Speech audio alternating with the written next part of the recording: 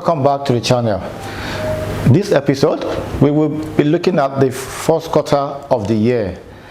Since we are beginning the second quarter, but from January to April, which is the first quarter, the things that have happened, how the market is, where the position of the market, and what we are to look for going forward.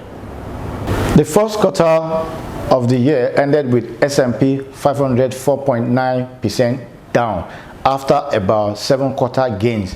The Nasdaq is 9.1% down, including brief tiptoe into the bear market.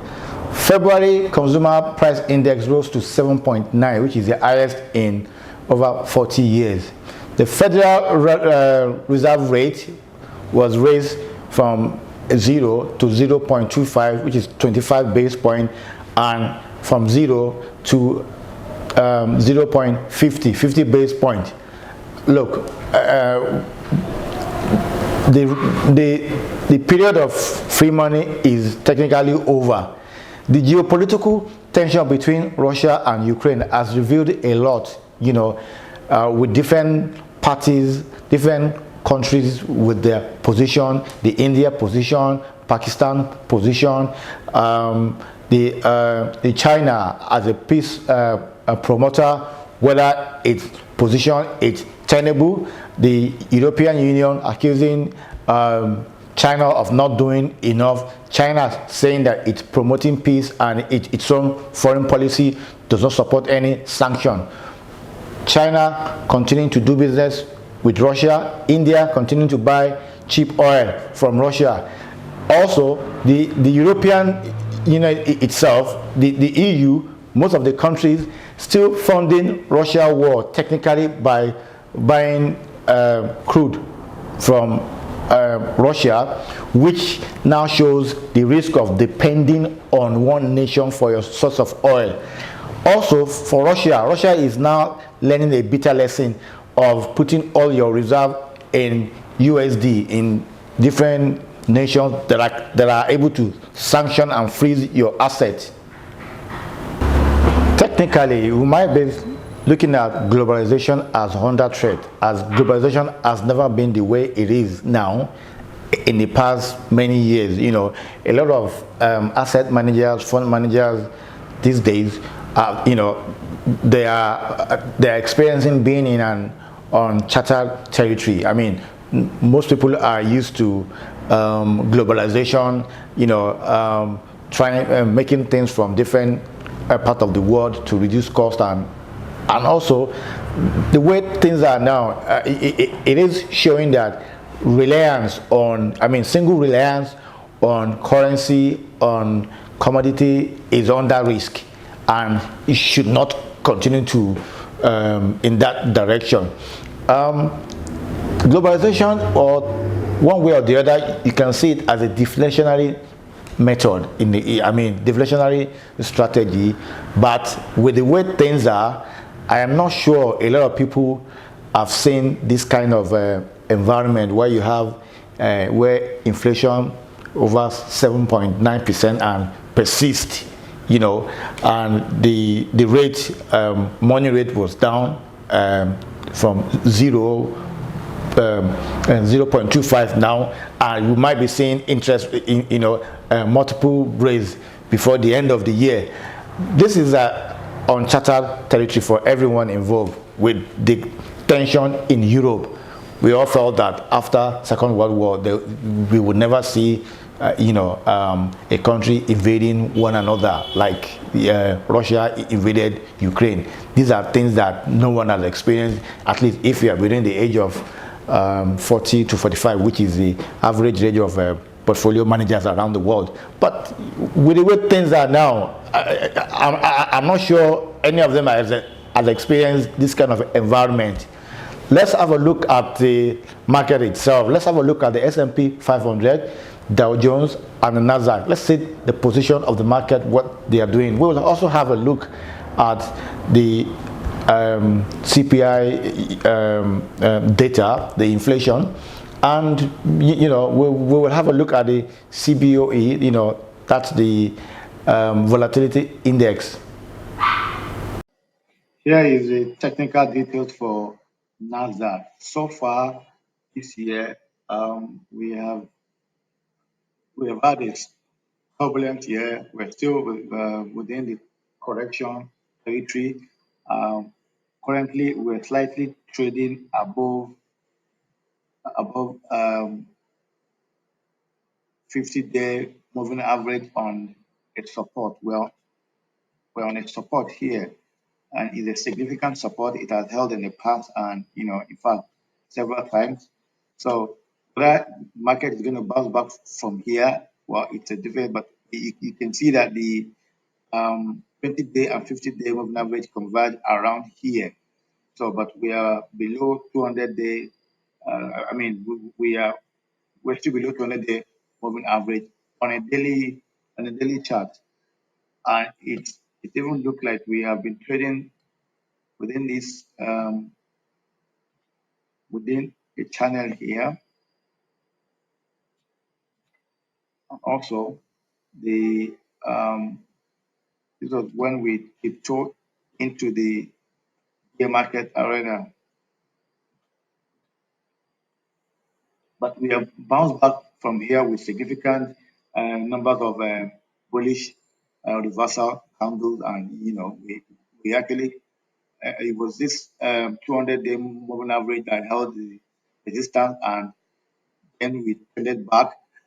As I said, okay, there was a gap down here, so meaning that this gap has to be filled back. I mean, it is the signal that we're still going to cover this gap back. So whether it's going to be now or sooner, let's have a look at the weekly chart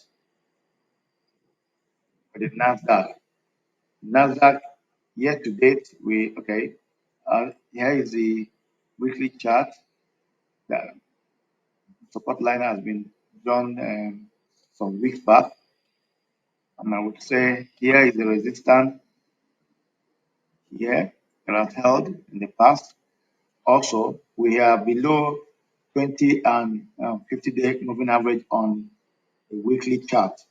But as you can see, this is um, a bullish engulfing candle, which we have another bullish candle that closes for this week. Okay, wow, it's yeah. After that candle, we had a bullish reversal. So last week was a bearish week. It was a bearish candle. Let's go back to daily chart. Yeah, last week was mostly bearish. So this is we are bearish, but we are sitting on a support here for Nasdaq, but definitely still within the correction territory on Nasdaq. Let's have a look at the S&P 500. The S&P 500 is very similar to Nasdaq, though it is not as down as Nasdaq, but it's also sitting on a support. I mean, a resistance on support, but we are above 20-day and 50-day moving average. 50-day moving average is 20-day moving average is sitting as support here.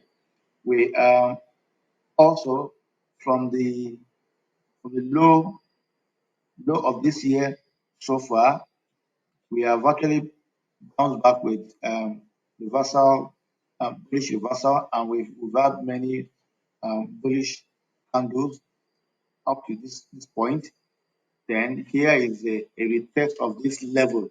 So when we retest this level, whether this level is going to be break down or not, we wait for tomorrow, Monday, 11. Today is 10, Sunday. So, however, let's have a look at the weekly chart for, as you can see on the weekly chart, this must have been drawn. It looks very similar with the Nasdaq. But as you can see here,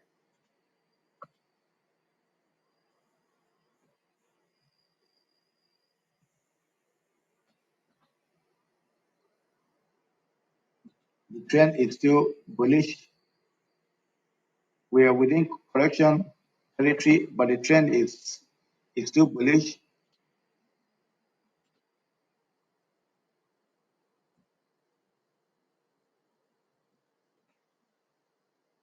The trend is still bullish. We're within correction territory. Yeah, see, this is on a weekly chart. So we wait for the market open to see the direction of the, but it shows that we're still on a bullish run. The market can just be consolidating around here. Whether it's going to break it down with on a downward side, I don't think so. It's on support. The market closed on this very support here. Let's go back to daily chart. The same support is there on the daily chart, and we also have a resistance here for the daily chart.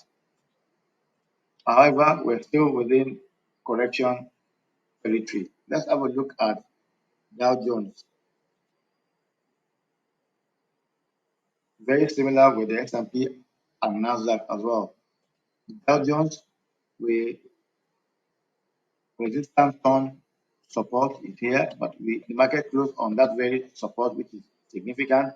Means that the support actually held, and it has been in this position many times. So from the lower of this year, the market has actually bounced back with several bullish reversal candle, and we've had many bullish run that but we are still within the correction territory. But it just shows that we're not likely to go into the market. However, the talk of recession, we nobody can say nobody can say for sure. We don't know whether the geopolitical situation is going to escalate again. But for now, the yield curve and the inflationary method are all indices, which also can affect the market.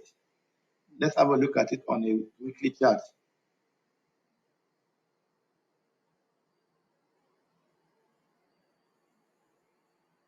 Waiting for the chart to come up. I have four network. This is the chart.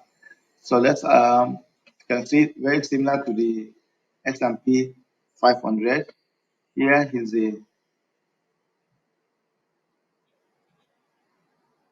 here is the trend. Is a bullish trend.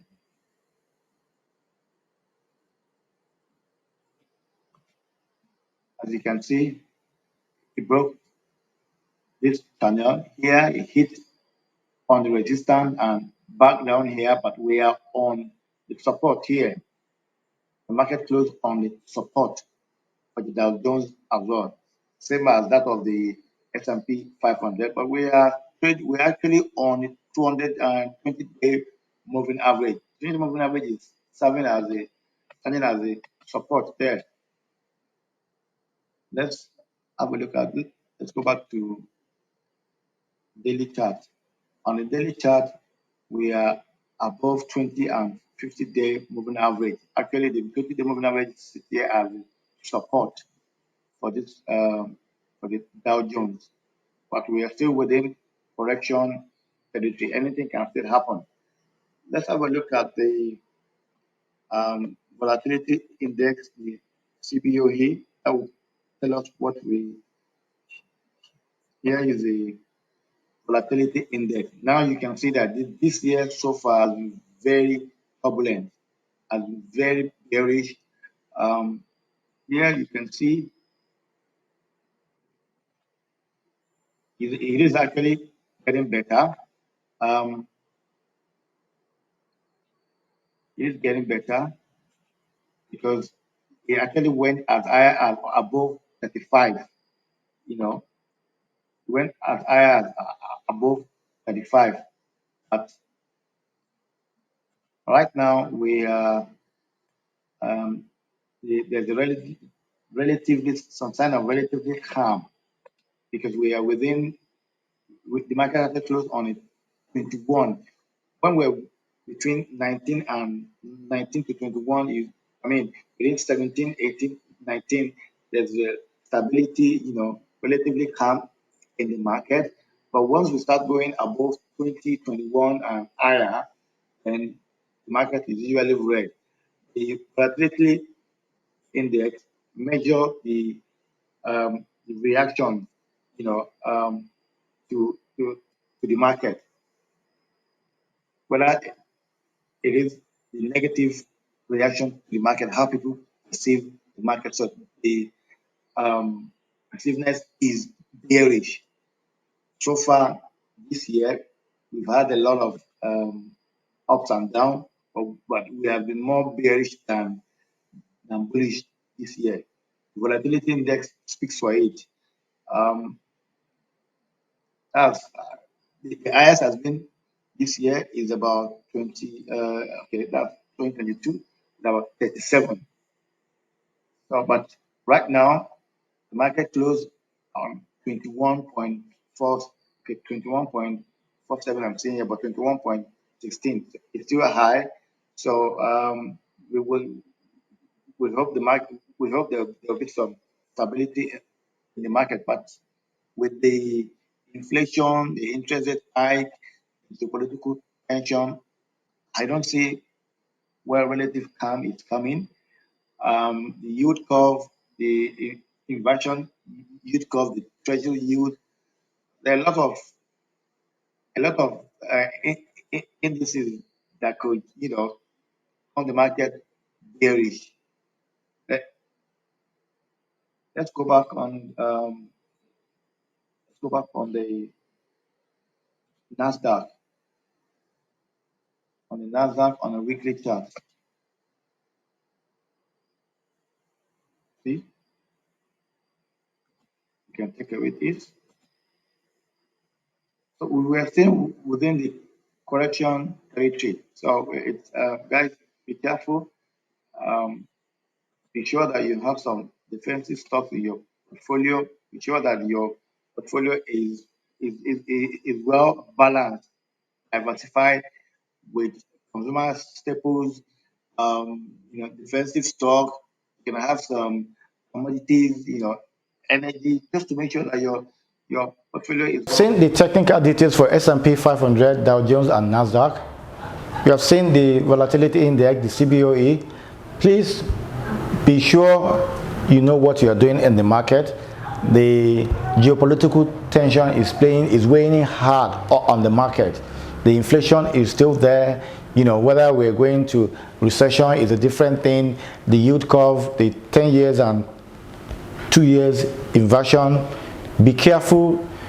As a portfolio manager, you really have to make sure that you have some defensive and also balance your portfolio. Maybe you had some commodities, energy, and all that, just to be sure that your portfolio can stand the environment which we have now is an uncharted territory. So please be careful. Thank you for watching this channel. Thank you for subscribing. We'll continue to produce content that would support your investment journey. Thank you.